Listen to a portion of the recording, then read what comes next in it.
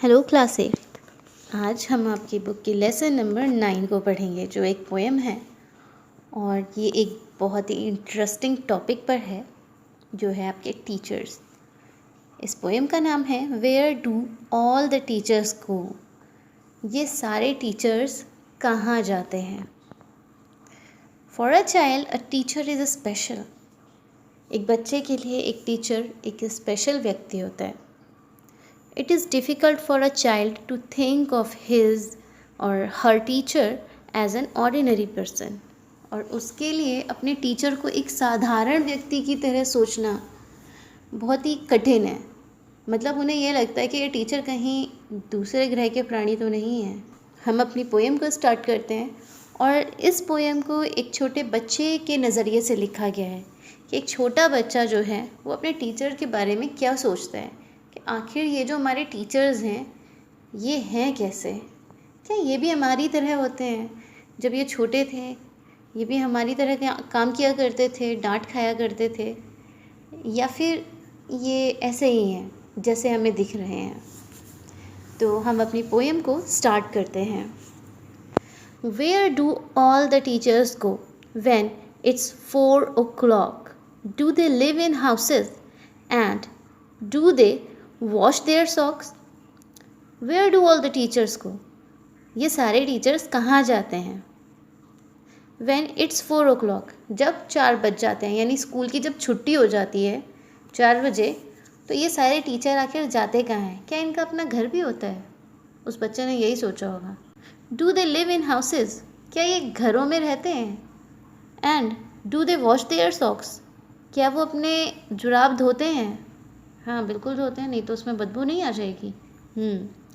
Do they wear pajamas and do they watch TV and do they pick their noses the same as you and me? फिर वो आगे सोचता है, चलो जी teacher घर भी पहुंच गए, उन्होंने अपने सॉक्स भी निकाल के फेंक दिए, धोने को डाल दिए।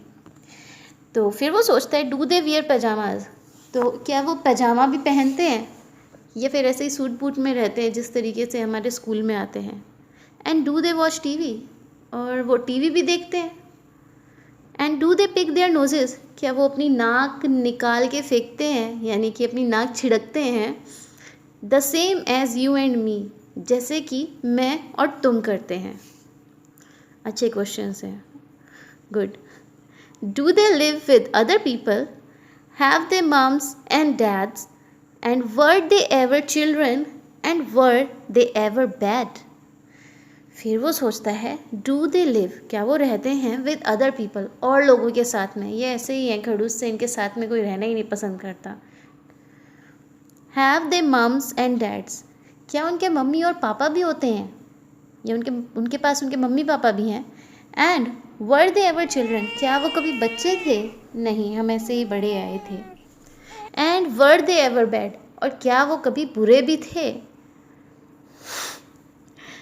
Did they ever never spell right, did they ever make mistakes, were they punished in the corner if they pinched the chocolate flakes. Pinched का मतलब होता है चुराना। तो डिड दे एवर, क्या कभी भी, नेवर स्पेल राइट, उन्होंने कभी भी या कभी नहीं स्पेलिंग को कभी गलत बोला हो, उनकी जो वर्तनी थी वो कभी ख़राब भी थी, यानी कि वो शब्द गलत भी बोला करते थे या हमेशा से सही ही बोला करते थे। Did they ever make mistakes, क्या वो कभी गलतियां भी किया करते थे, बिल्कुल किया करते थे, पिटते भी थे।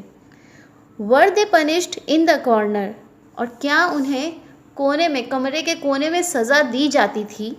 इफ़, अगर, दे पिंच द चॉकलेट फ्लेक्स, अगर वो चॉकलेट की जो पपड़ी होती है उसको चुरा लिया करते थे, क्योंकि चॉकलेट बहुत टेस्टी होती है खाने में। तो बच्चों को ये लगता है कि क्या वो लोग भी ऐसे ही चुरा के खाते होंगे जैसे हम चुरा के खाते हैं।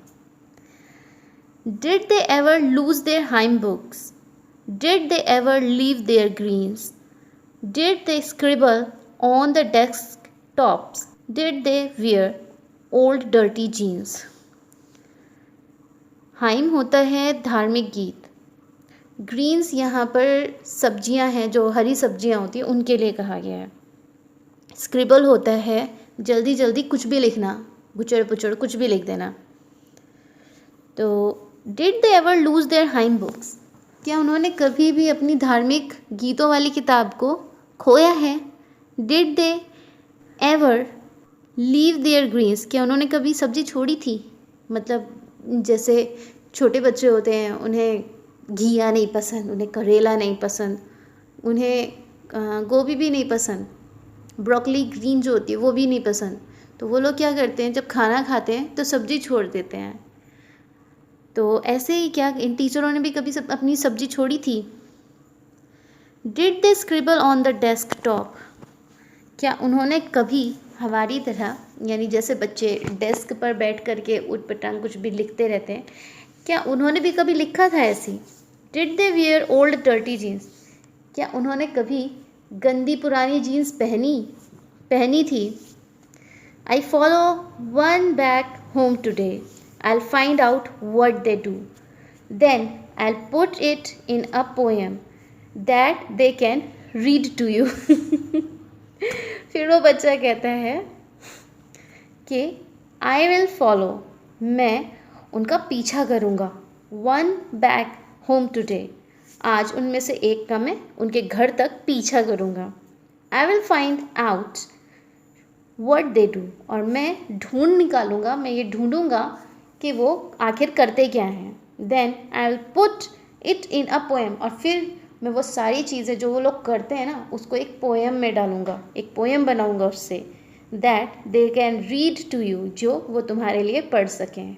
बहुत अच्छे। तो इसमें एक बच्चे के नज़रिए से एक कविता को लिखा गया है जो हमेशा इस बात को लेके अचरज करता रहता है, एकदम सरप्राइज रहता है कि आखिर ये टीचर जो होते हैं, क्या ये कभी हमारी तरह बच्चे भी थे? क्या ये पिटते भी थे हमारी तरह जब हम गलतियां करते थे, हम पढ़ाई नहीं करते थे?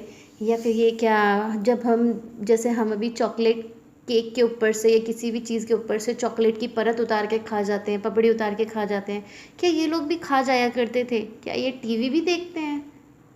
हाँ, हम इंसान हैं।